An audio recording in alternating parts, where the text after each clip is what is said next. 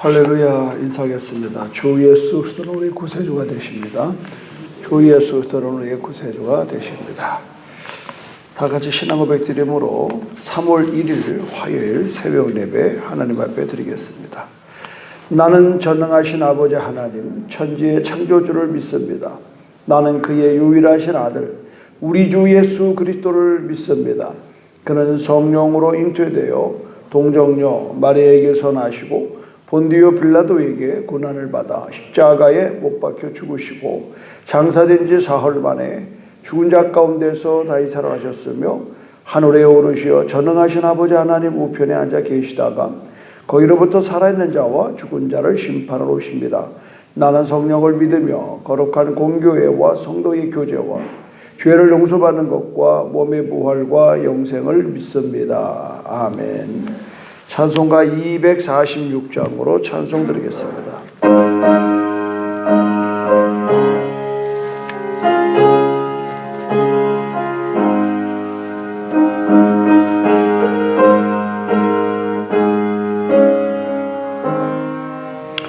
나가난 복지 귀한 성에 들어가려고 내 무거운 짐 벗어버렸네. 죄중에 다시 방황할 일 전혀 없으니 저 생명 시냇가에 살겠네. 길이 살겠네. 나 길이 살겠네. 저 생명 시냇가에 살겠네. 길이 살겠네. 나 길이 살겠네. 저 생명 시냇가에 살겠네. 그물과 구름 기둥으로 인도하시니 나가는 길이 형통하겠네. 그 요단강을 내가 지금 건넌 후에는 저 생명 시냇가에 살겠네. 길이 살겠네.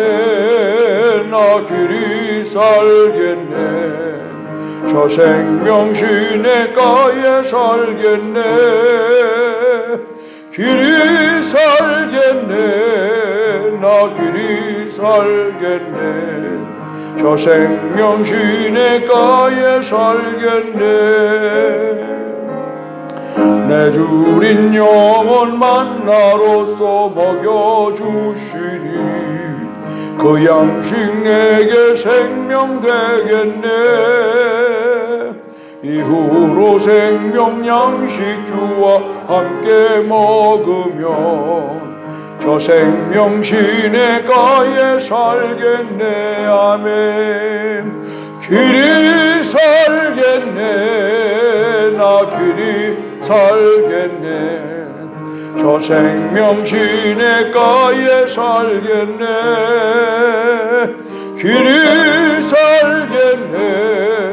나 길이 살겠네. 저 생명 시냇가에 살겠네.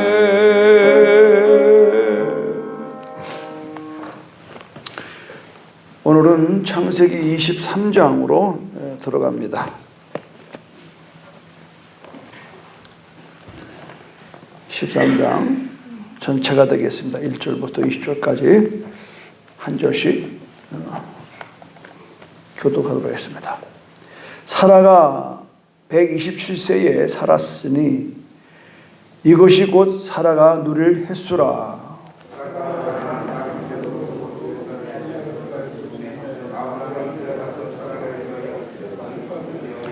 그 시신 앞에서 일어나 나가서 헷 족속에게 말하여 이르되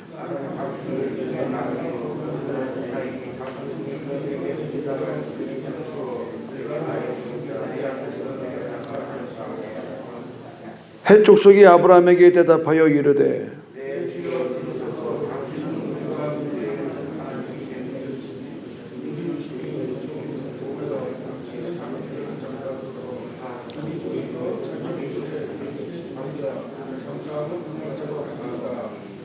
아브라함이 일어나 그 땅 주민 헷 족속을 향하여 몸을 굽히고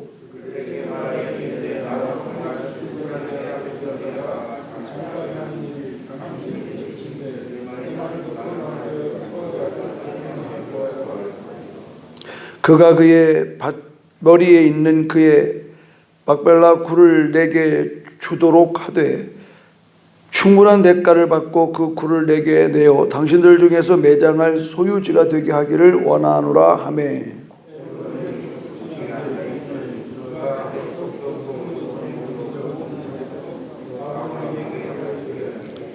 내 주여 그리하시고 내 말을 들으소서. 내가 그 밭을 당신에게 드리고 그 속의 굴도 내가 당신에게 드리되 내가 내 동족 앞에서 당신에게 드리오니 당신의 죽은 자를 장사하소서. 그 땅의 백성이 듣는 데서 에브론에게 말하여 이르되 당신이 합당히 여기면 청하건대 내 말을 들으소서.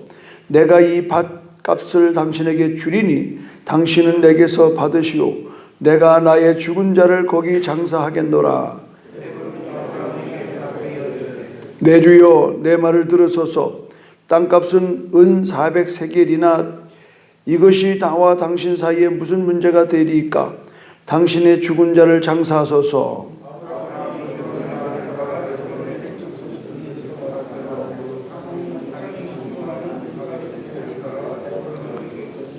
마므레 앞 막벨라에 있는 에브론의 밭 곧 그 밭과 거기에 속한 굴과 그 밭과 그 주위에 둘린 모든 나무가 그의 아브라함이 그 아내 사레를 가나안 땅 마므레 앞 막멜라 밭굴에 장사하였더니 마므레는 곧 헤브론이라.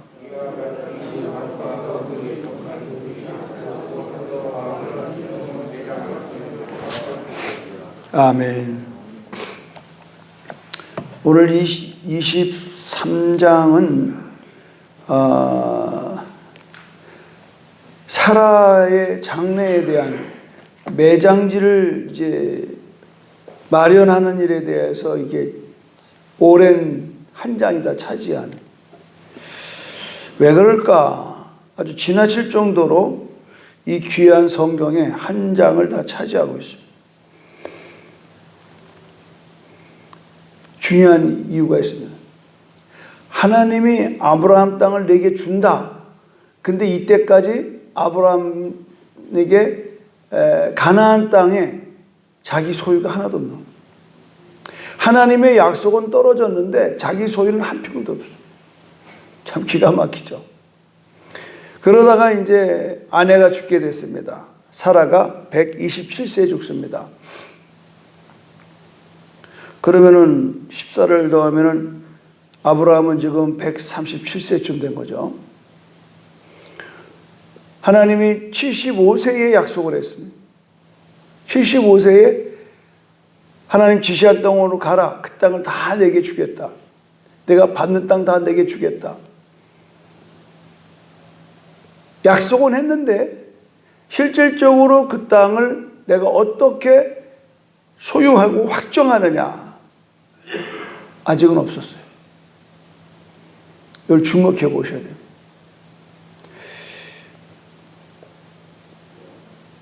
근데 거기서 워낙 덕망 있는 아브라함이라 햇사람들이 그냥 쓰세요. 그냥 쓰세요. 그런데 아니라는 거예요. 그러니까 이 당시 때의 은 400세겔이면요 수십 명의 연봉값입니다.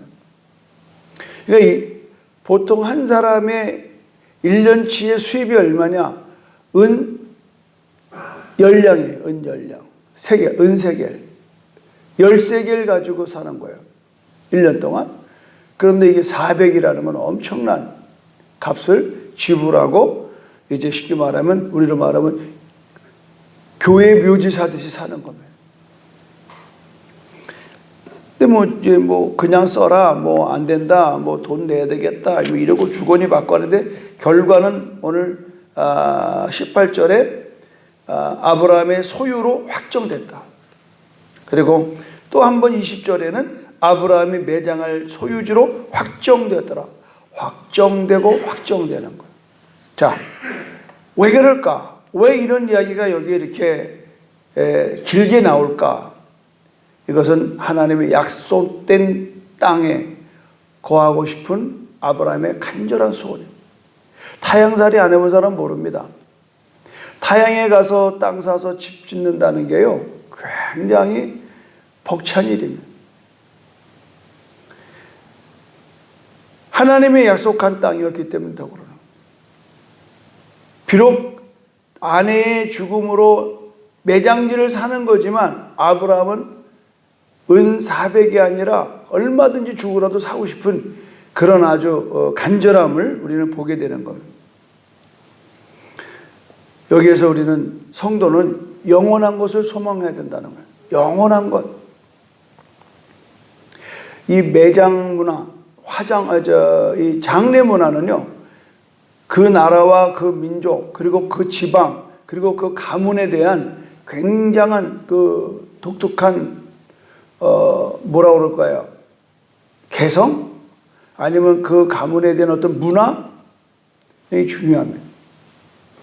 저는 언젠가 TV에서 이 장례 문화를 장례를 어떻게 하는가 하는 거를 취재하다가 진도의 장례 치르는 걸 보게 됐어요. 진도. 근데 이제 나가기 전에 가라오케를 불러서 음악을 틀고 마이크를 붙들고 노래방을 하더라고요. 상주들이 나와서 노래를 하는데 막 춤을 추고 그래요. 상상을 못했습니다. 진짜 넋 빠지게 봤습니다. 근데 이런 문화가 어디 있는가 했더니 태국에 가니까, 태국에 장례 행렬 갈 때 보면요, 앞에 그 트럭 같은 데에서 음악을 하고 밴드를 하고 그래요. 근데 왜 진도가 이런 것인가에 대해서 보니까, 진도도 역시 섬이잖아요. 늘 바다에 나서 많이 죽어요. 그러니까 죽음이 늘 가깝게 있는 거예요. 죽음이 멀지 않다는 거예요. 그래서 그 상주들이 상복 입은 채로 춤을 추고 노래를 하고, 그리고 행여가 나가더라. 또 곡할 때 곡하고. 아, 이거구나. 죽음은 멀리 있는 게 아니다. 죽음은 슬픈 게 아니다. 다만 장소만 옮기는 거예요. 장소만. 이 땅에서 천국으로. 성도는 죽음 이후에 가야 할 약속의 땅을, 우리는 천국을 바라보는 거예요. 그래서 우리가 아까 부르던 나가난 복지 귀한 성에 들어가려고 내 중한 짐을 벗어버렸네. 이 찬송이 그래서 나온 거예요. 아브라함이 가나안 땅 이 매장지를 살 때의 그 벅찬 소망처럼 오늘 우리가 곧 가야 될, 마치 아브라함이 갈 바를 알지 못하고 갔을 때 내가 지시할 땅으로 가라. 오늘 너나 할 것 없이 하나님이 우리에게 지시한 땅이 어디예요? 천국이에요. 그래서 우리가 다 천국으로 가셨다고 그러고 천국에 계시다고 그러는 거예요. 오늘 이 아브라함도 이렇게 말합니다. 나는 나그네다. 4절에 나는 당신들 중에 나그네요 거류하는 자이니 당신들 중에서 내게 매장할 소유지를 주어 내가 나의 죽은 자로 내 앞에서 장사하게 하라. 이때부터 아브라함의 후손들은 다 여기서 매장됩니다. 야곱도 죽긴 어디서 죽어요? 애굽에서 죽어요. 유언합니다.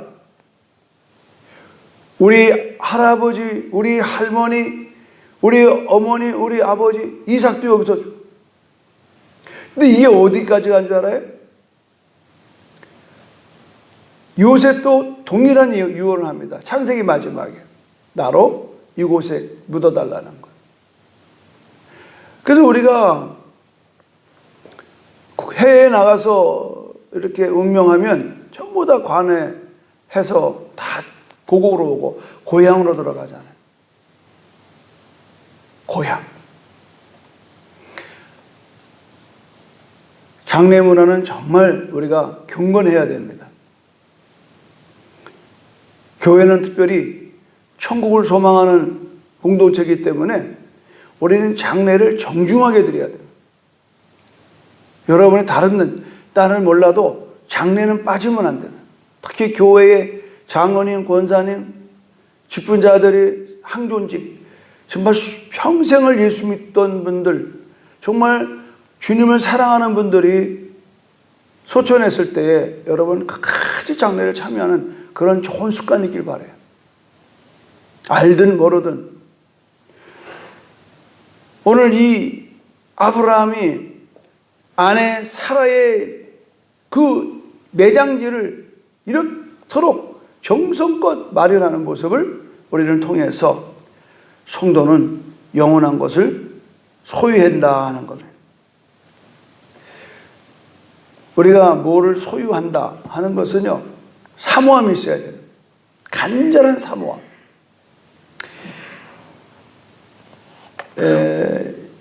12년 전에 우리가 이제 그 컨벤션 센터를 빌려서 창끝이라고 하는 영화를 상영을 했습니다. 제주도 도민 우리 성도들을 위해서.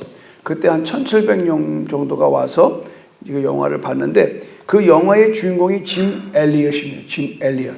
그 사람은 29살에 죽었어요. 1927년에 태어나서 1956년에 죽었는데 죽은 장소가 어디냐? 선교지입니다. 엘콰도르라고 하는 나라의 그 선교지인데 여기는 뭐 거의 식인종이 살다시피 하는 그런 밀림으로 너무 이 원주민들이 사나워서 경비행기를 타고 이렇게 가까이 가서 그들을 위한 뭐 옷이라든가 먹거리라든가 약품이라든가 이런 거를 이렇게 떨어뜨려 놓고 돌아오는 정도밖에는 접근할 수가 없었는데 그날따라 비행기가 고향이 나서 추락을 했습니다. 그래서 그 강가 모래밭에 비상 착륙을 했습니다. 이거를 알고 그 아홉 부족들이 그냥 창을 들고 와서 그냥 뭐 말 한마디 없이 찔러줍니다. 그런데 나중에 알고 보니까 그 품속에 권총들이 다 있었는데 권총을 꺼내질 않았어요. 저기서 참가자 오는데 권총 빼면 다 죽는 거예요. 그러질 않았어요. 그들은 기꺼이 거기서 죽음을 맞이하죠. 그래서 영화 제목이 창끝입니다. 그때에 미국의 언론들이 뭐라고 했냐면 이렇게 유능한 이분들이 아주 그냥 미국에서 훌륭한 대학을 나오신 분들인데 5명의 그 선교사들이 몰살당한 거죠. 그러니까는 막 미국의 신문마다 대서특별한 게 뭐냐. 이렇게 어리석은 바보 같은 죽음을 우리는 어떻게 봐야 되느냐.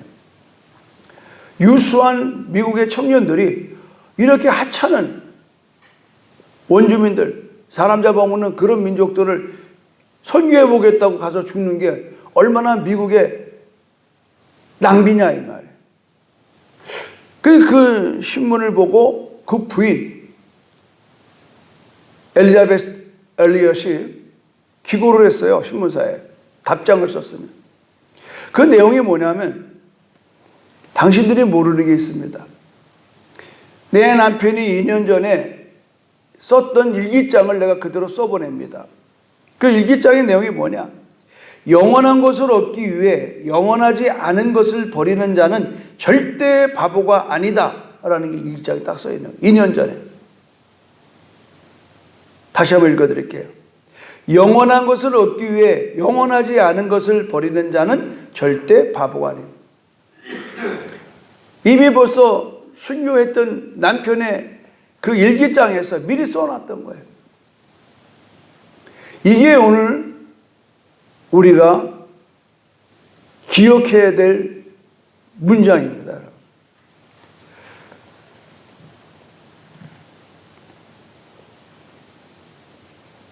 우리가 잘 아는 대로 마태복음 13장 44절에 어떤 사람이 남의 밭 갈다가 땅 빌려서 갈다가 쟁기에 뭐가 텅 걸렸어요. 쨍그렁하고 걸렸어요.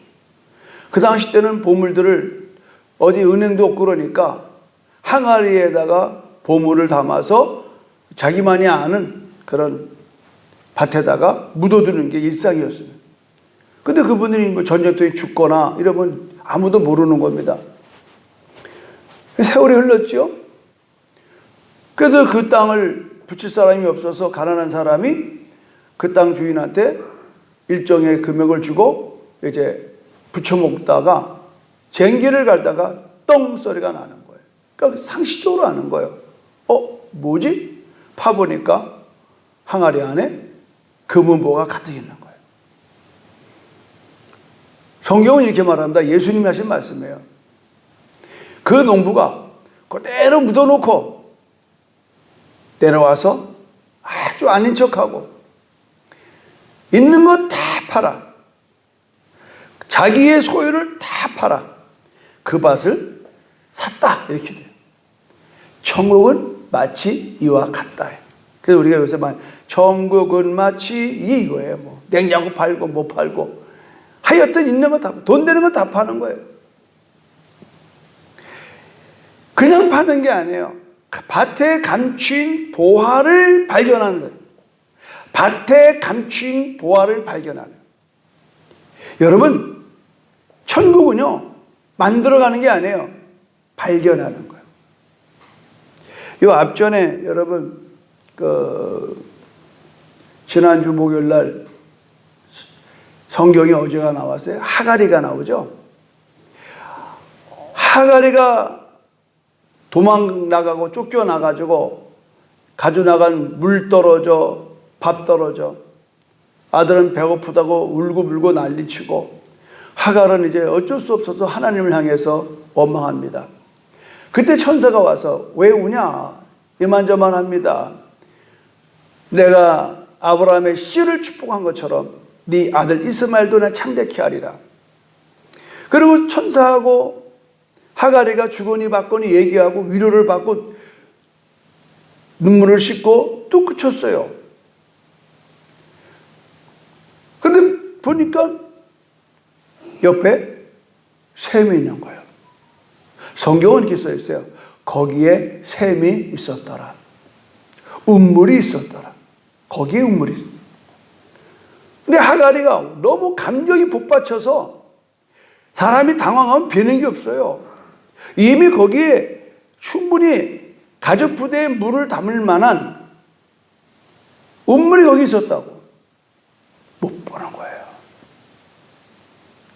저는 아주 오래전에 이 본문을 이제 그때 그거를 보면서 굉장히 참 나름대로 은혜를 경험했습니다. 왜 그런가 하면 이게 우리 신앙이 이와 같구나. 우리 이와 같구나. 은혜가 있는데 은혜를 못 보는 거예요. 막 우리는 은혜 주세요. 은혜 받겠습니다. 아니라니까요. 은혜는 깨닫는 거라네요. 은혜는 깨닫는 거예요.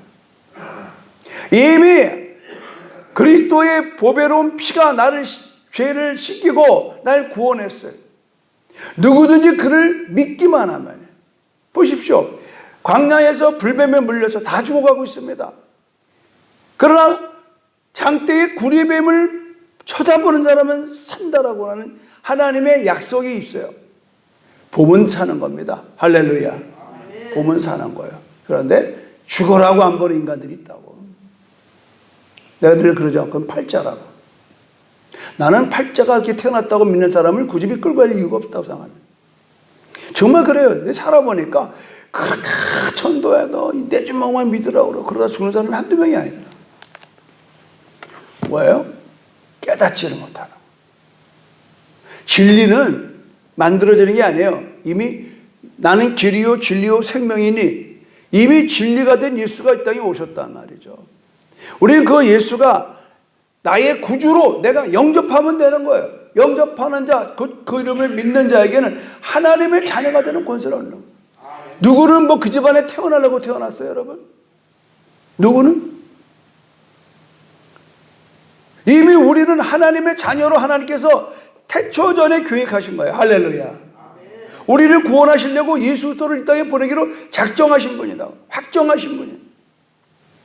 누구든지 그를 영접하기만 하면 되는 거예요. 자꾸 우리는 거기다 뭘 붙이려고 그래요. 영생은 뭘 붙이는 게 아니에요.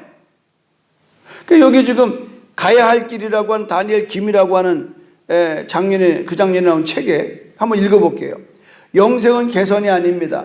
무엇을 해야 내가 채워지겠습니까? 무엇을 해야 내가 영적으로 성장하겠습니까? 내가 더 귀한 존재가 되기 위해 무엇을 더 해야 합니까? 이런 질문들은 모두 개선을 말하고 있다. 개선. 뭔가 좀 바꿔야 되는 애. 그러나 무엇을 하면 더 나아질 것인가라는 생각을 일단 내려놓아야 한다.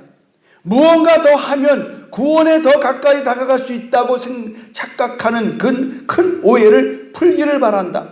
영생은 개선이 아니라 영생을 얻는다는 것, 즉 거듭난다는 것은 자신의 현재 상태에 무언가 더하여 더 나은 사람이 된다는 개념이 아니다. 주님과의 교제는 우리 자아를 업그레이드 시키려는 것이 아니라 오히려 십자가에 못 박아 죽이는 것으로 귀결된다. 개선이 아니라 죽고 거듭나는 것이 영생이다. 참 책 잘 줬어요. 은혜란 우리 삶의 부족한 부분을 맺고 주는 보충제가 아니라 우리의 삶을 전적으로 덮어주는 하나님의 능력이다. 그렇다. 하늘의 영광스러운 가문에 한다고 하는 것은 절대 사람에게서 나는 것이 아니라 하나님께로 나는 기적이다. 그 나라의 아들과 연합하라는 명예스러운 초청을 겸손하게 받아들이고 천성에 나아가는 것이 우리의 임무이다. 그렇죠. 제가 계속 날마다 때마다 제가 여러분에게 강조한 이겁니다. 은혜. 그건 내가 무슨 별걸 용을 써서 얻어내는 게 아니라 이미 은혜는 와 있는 거예요. 은혜를 깨닫기만 하면 돼요. 오늘 하루가 여러분 삶의 어떤 모습으로 지금 여러분이 힘든지는 나는 알 수 없지만 오늘 그것 또한 내가 뭘 이겨보려고 용을 쓰지 마시라는 거예요. 내 모습 이대로 부족한 모습 그럼에도 불구하고 주님은 나와 함께 하신다. 그분과 함께 그분을 인정하는 거예요. 범사의 그를 인정하라. 그러면 그가 내 길을 인도하시리라. 아멘. 인도하는 거예요. 그래서 천국의 가치를 아는 자가 돼야 되는 거예요.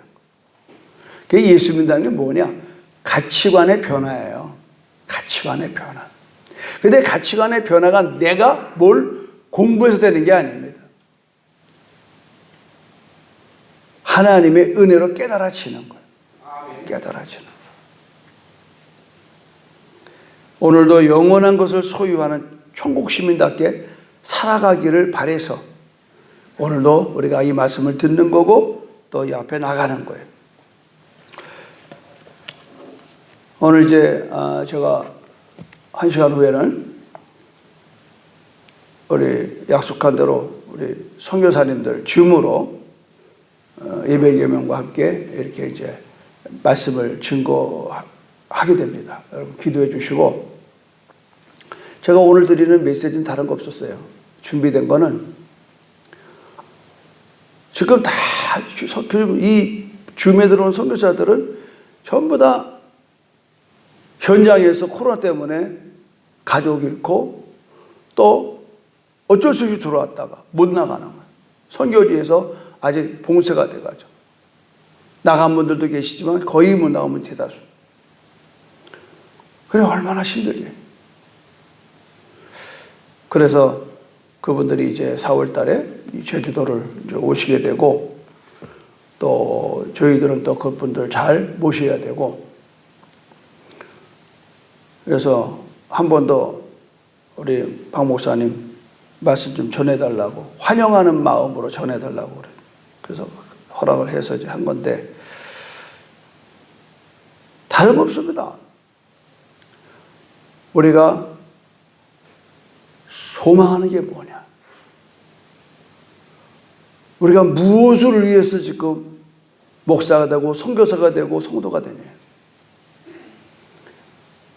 우리는 환경에 휩싸여서 그렇게 슬퍼하는 존재가 아니에요. 우리는 죽음이 두려운 게 아니라 죽음 넘어 우리는 영원한 본향이 있다는 것. 지금 선교사님들이 전부 다 이제 선교지가 정말 고향처럼 알고 섬겨왔는데 이제 들어갈 수 없고 나올 수도 없는 이런 상황. 이런 가운데도 불구하고 우리가 소망을 얻는 건 이 짐 엘리엇이 선교지에서 순교당할 때의 이야기처럼 영원한 것을 얻기 위하여 영원하지 않은 것을 버리는 자는 절대 바보가 아니다. 주위에서 여러분이 아이고 이 친구 참 미쳐도 단단히 미쳤네. 그렇게 너무 예수에 빠지지 말어. 세상도 더 돌봐야지. 누가 돌보지 말라는 게 아니에요. 우리는 항상 갈등이 뭐냐? 하나님의 나라와 그렇지 않은 나라와의 갈등입니다. 끊임없이 이 육신, 이 육체는 땅에 있는 것들을 쫓기를 원해요. 이거를 이겨나가는 게 신앙이에요. 내 힘으로 안 되는. 하나님의 능력으로, 전적으로 하나님의 도우심이 여러분 있어야 될 줄로 믿습니다. 그래서 우리는 기도하는 거예요. 그리고 우리는 말씀을 붙드는 거예요. 말씀을 붙드는. 아무쪼록 여러분이 오늘 아브라함이 매장할 소유지로 확정되었더라. 이미 우리는 천국이 우리 것입니다. 아멘. 내 자랑이 아니야. 내 공로가 아니야. 내가 천국 가는 건 내 공로가 아니야. 보혈의 공로. 주님의 보혈로 천국 이미 확정됐어요. 확정되고 확정됐으니 이 찬송이 있는 기고입니다. 이미 우리는 확정됐습니다. 이제 우리는 누리는 겁니다. 우리는 이 땅에 속한 자가 아니요, 우리는 하늘에 속한 자. 소속이 달라요. 그러니까 이 땅에 살아야 될 이유는 뭐냐? 하나님의 영광을 위해 사는 거야. 내가 먹든지 마시든지 일을 하든지 자든지 무슨 일을 하더라도 우리는 하나님의 영광을 위해서, 하나님의 위대하심과 거룩하심을 위해서 오늘도 하루를 나가 사는 겁니다. 나는 오늘 여러분이 그런 믿음으로 여러분 천국의 소유자답게 여러분의 마음의 평안을 누리고 감사하고 기뻐하시고 행복한 하루가 되기를 주님 이름으로 축원합니다. 하나님, 땅의 것이 아닌 위의 것을 영원히 바라보는 믿음으로 오늘도 하루가 시작되게 하소서. 날마다 천국을 소유한 백성으로 살아가는 하나님의 위대하심과 거룩하심을 우리 삶을 통하여 드러내진 역사가 있게 도와 주시옵소서. 예수님의 이름으로 기도합니다. 아멘. 하늘에 계신 우리 아버지, 아버지의 이름을 거룩하게 하시며 아버지의 나라가 오게 하시며 아버지의 뜻이 하늘에서와 같이 땅에서도 이루어지게 하소서. 오늘 우리에게 일용할 양식을 주시고 우리가 우리에게 잘못한 사람을 용서하여 준 것 같이 우리 죄를 용서하여 주시고 우리를 시험에 빠지지 않게 하시고 악에서 구하소서. 나라와 권능과 영광이 영원히 아버지의 것입니다. 아멘. 우리 주여 삼창 기도하겠습니다. 주여 주여 주여 할렐루야. 하나님 고맙고 감사합니다.